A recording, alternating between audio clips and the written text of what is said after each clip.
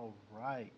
Well, I'm incredibly excited, and I'm just super happy to have this time together to talk a little bit about the importance of reading. So I know we've been having an amazing fall semester together as we get ready to transition into the classrooms, some classrooms of your own. And I think one of the most important parts one of the most important things about teaching is the relationships that we build with children. And how we move on to build these relationships occurs a lot through instruction. So, more particularly, differentiated instruction. Now, as we all know, there is no one way to teach. It doesn't matter what grade level, what zip code, what state that we are in, each child should be taught in their own special way. So, what better to show you all how to teach in a differentiated fashion than doing it ourselves?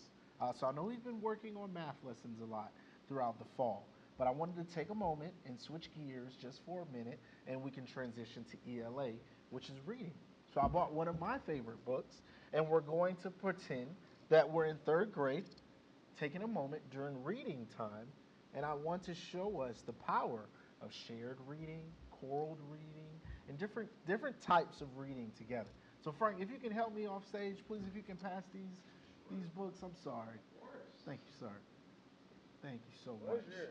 So typically when you bring your students together, let's say this is during independent reading, and you've got 25 fourth graders that have all found their spot within the classroom, and you've identified your low-level readers. You may have done this through formal testing, through diagnostics, through any form of assessment, but you have identified your fourth graders who are reading below grade level.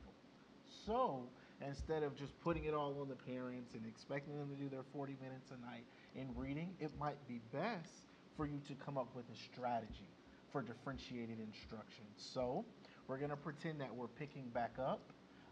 We're gonna do a little bit of popcorn reading. I want to model some good reading because we always want our students to hear what good reading sounds like. And then I may, for a moment from time to time, stop, pause for questioning, and yeah.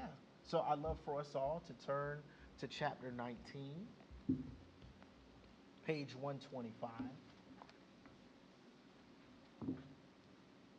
Now, it's always helpful to do a quick catch up for our students. Maybe you do reading 2, 3 times a week, maybe it's an everyday thing, but it does not hurt to remind students what's happening. Do a little forecasting, asking what the chapter title is. So we know we are in chapter 19, and our story is about a main character.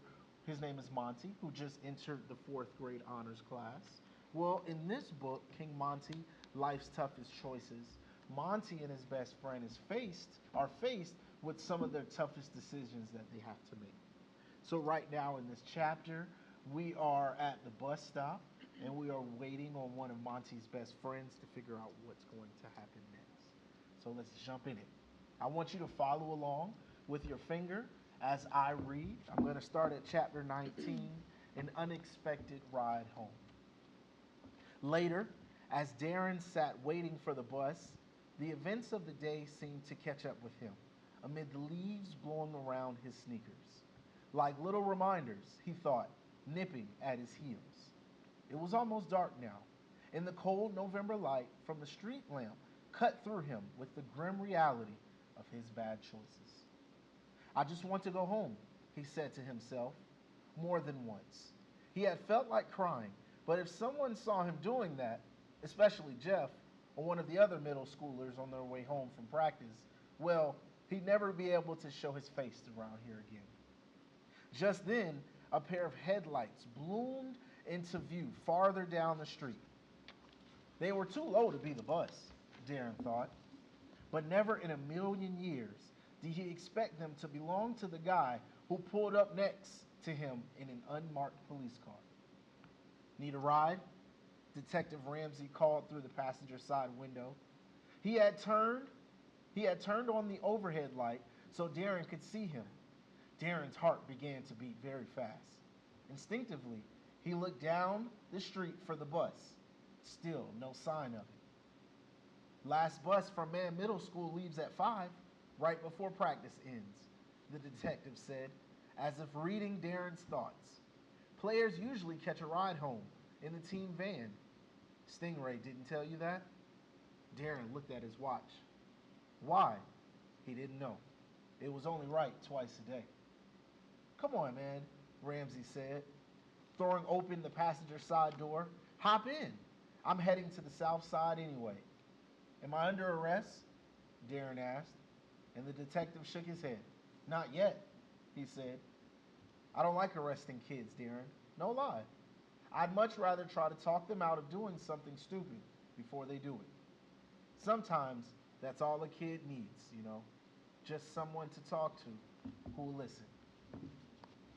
So let's pause for a moment. What's happening? First off, what is the setting? Where are we? Where can you feel that we are within the story? At a bus stop? We're at a bus stop because we know Darren is waiting for a bus of some sort to get home to his South Side neighborhood, but the bus never comes. Who or what comes? A detective. A detective. A detective offering a what? A ride. Offering a ride. Does Darren just get into the car immediately? No, he's a little hesitant. He's a little hesitant. Why do you think he's hesitant to get into the officer's car? He thought he was about to get arrested. He thought he was about to get arrested.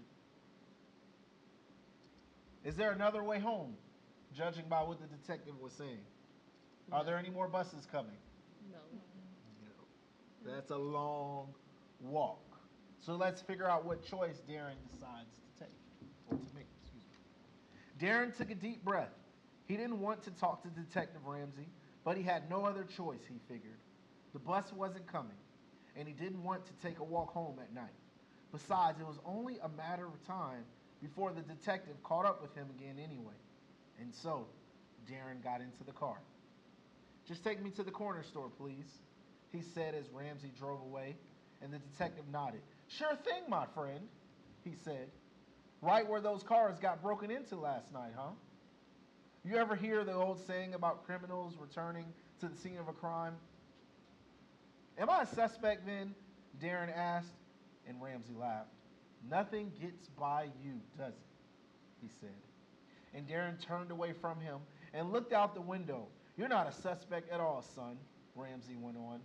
I just want to know what you know, and then maybe we can get the victim's jewelry back to them.